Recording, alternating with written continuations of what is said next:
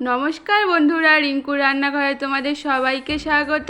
আজকে আমি তোমাদেরকে একদম অনুষ্ঠান বাড়ির মতো পমফ্রেট মাছের শস্য পোস্ত বানিয়ে দেখাবো। চলো রেসিপিটা দেখে নিই। পমফ্রেট মাছের শস্য পোস্ত বানানোর জন্য প্রথমে একটা মশলা বানিয়ে নেব। এই জন্য একটা মিক্সিংয়ের বাটির মধ্যে আমি প্রথমে দিয়ে দিলাম 4 টেবিল চামচ পোস্ত,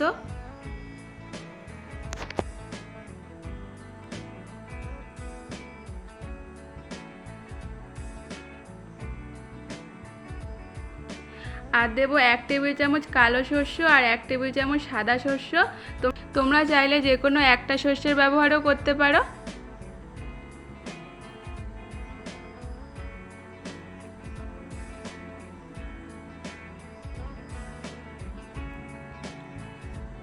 আর দেবো 5টা কাঁচা লঙ্কা আর সামান্য একটু নুন দিয়ে শস্য পেস্ট করলে শস্যটা তিতা হয়ে যায় না, এই জন্যে অল্প একটু নুন দিলাম এর মধ্যে। সামান্য একটু জল দিয়ে এটা খুব ভালো করে আমি পেস্ট করে নেব। এই যে পেস্টটা হয়ে গেছে। এবার এখানে আমি পমফ্রেট মাছ নিয়ে নিয়েছি। মাছগুলোকে ভালো করে কেটে তারপর ধুয়ে নিয়েছি। এর মধ্যে 1 চা চামচ নুন আর 1 চা চামচ হলুদ গুঁড়ো দিয়ে মাছগুলো খুব ভালো করে মেখে নেব।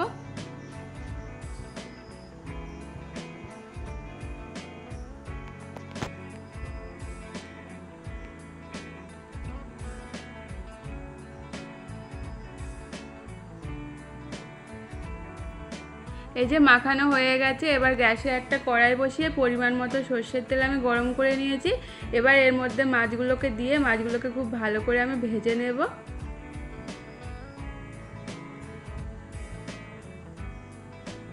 এক পাশ হয়ে গেলে আরেক পাশে আমি উল্টে দেব। মাছগুলো কিন্তু ভালো করে ভেজে নেবে, নয়তো কিন্তু ঝোলে দেওয়ার সময় এটা ভেঙে যেতে পারে। এই যে মাছগুলো ভাজা হয়ে গেছে, এবার আমি তুলে নেব। এরকম করে সব মাছগুলো আমি ভেজে নেব। এবার ওই একই তেলের মধ্যে আমি ফোড়নে দিলাম 1/2 চা চামচ কালো জিরে। তারপর যে মশলাটা আমি পেস্ট করে রেখেছিলাম শস্য পোস্ত আর কাঁচা লঙ্কার, ওই পেস্টটা আমি দিয়ে দিলাম। তারপর এর মধ্যে আমি 1.5 চা চামচ হলুদ গুঁড়ো আর 1/2 চা চামচ লঙ্কার গুঁড়ো দিয়ে দেবো। আমি কিন্তু এখানে কাঁচা লঙ্কা দিয়েছি, তাই লঙ্কার গুঁড়োটা সাবধানে দেবে। আর দেবো 1/2 চা চামচের মতো চিনি।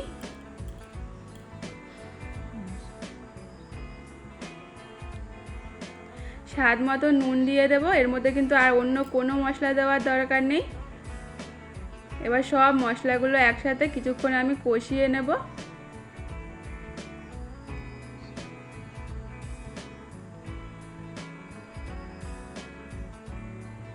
কিছুক্ষণ কষিয়ে নেওয়ার পর এর মধ্যে আমি পরিমাণ মতো জল দিয়ে দেব। জলটা দিয়ে নেড়েচেড়ে মিশিয়ে নিয়ে এই ঝোলটা ফোটার পর তারপর এর মধ্যে ভেজে রাখা মাছগুলো আমি দিয়ে দেব। এই যে এবার মাছগুলো দিয়ে দিলাম। মাছগুলো দিয়ে আরও 3 থেকে 4 মিনিট আমি রান্নাটা হতে দেব। এই তরকারিটা কিন্তু একদম মাখা মাখা হয়।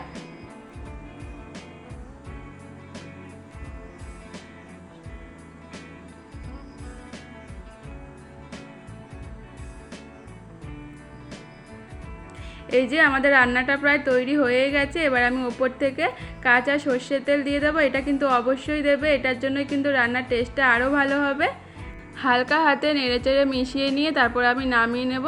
আমাদের পমফ্রেট মাছের শস্য পোস্ত একদম তৈরি হয়ে গেছে। তোমরা কিন্তু ঘরে বানিয়ে দেখতে পারো, খুব ভালো লাগে খেতে। তো আশা করি আজকের এই পমফ্রেট মাছের শস্য পোস্তর রেসিপি তোমাদের ভালো লেগেছে।